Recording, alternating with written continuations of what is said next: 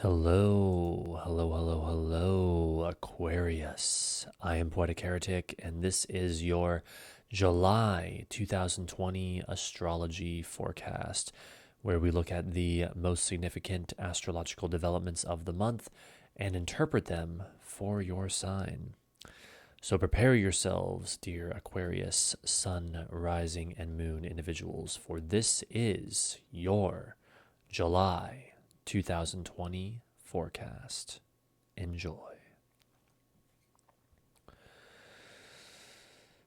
The month begins with a fateful full moon eclipse on July 5th at 12:44 a.m. Eastern Time in Capricorn in your 12th house.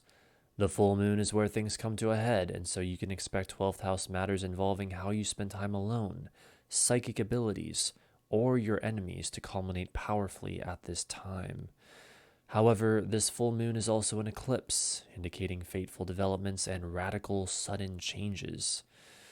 Again, you can expect these in the area of isolation, psychic ability, and or enemies, but not necessarily at the time of the full moon.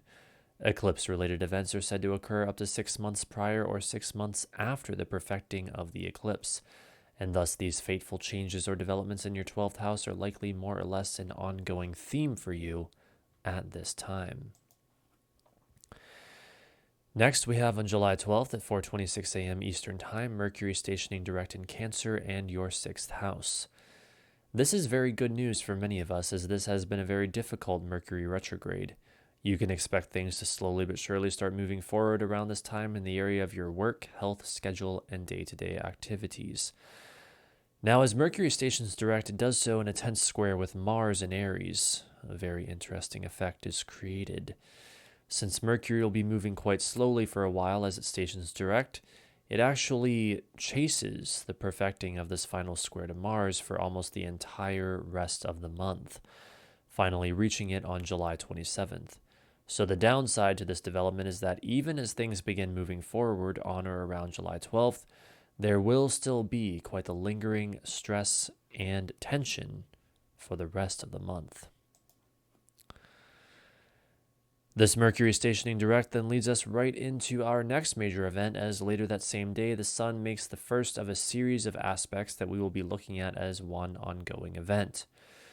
The exact aspects are as follows. July 12th at 2:42 p.m. Eastern Time, the Sun trines Neptune. July 14th at 3:58 a.m., the Sun opposes Jupiter. July 15th at 3:12 p.m., the Sun opposes Pluto.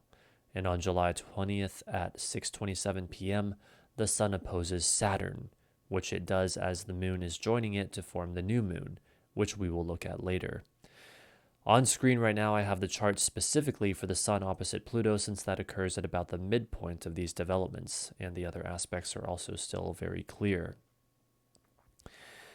There is a lot of data we could potentially go into here, so I will try to simplify it to only the most relevant. Looking first at the Sun trine Neptune, the powerful life force of the Sun is lighting up the Neptunian realms of dreams and imagination. The aspect is a trine, so expect this initially dreamy mid-month event to be kicked off with a breakthrough in the area of your work, health, schedule, and day-to-day activities, as well as your finances or self-esteem. This breakthrough may be positive or negative. Soon after that, when that Cancer Sun opposes Jupiter in Capricorn, we have someone or something challenging your beliefs when it comes to either your work, health, schedule, or day-to-day activities, or how you spend time alone or your enemies, pushing you to make a decision. This challenge then becomes deeply emotional and potentially highly transformative as the Sun opposes Pluto. It will also then challenge the structures in your life as the Sun opposes Saturn. You may be asked to take on new responsibilities or look at a difficult reality. Again, this is all taking place in either the area of your work, health, schedule, and day-to-day activities, and or how you spend time alone or your enemies. However, the areas of life most likely to end up being affected afterwards by these transits are your major relationships and your money or self-esteem.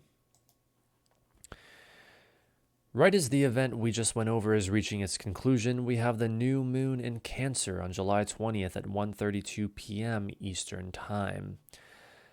The new moon marks the beginning of a new month-long cycle, and this new moon, as mentioned earlier, is opposite Saturn.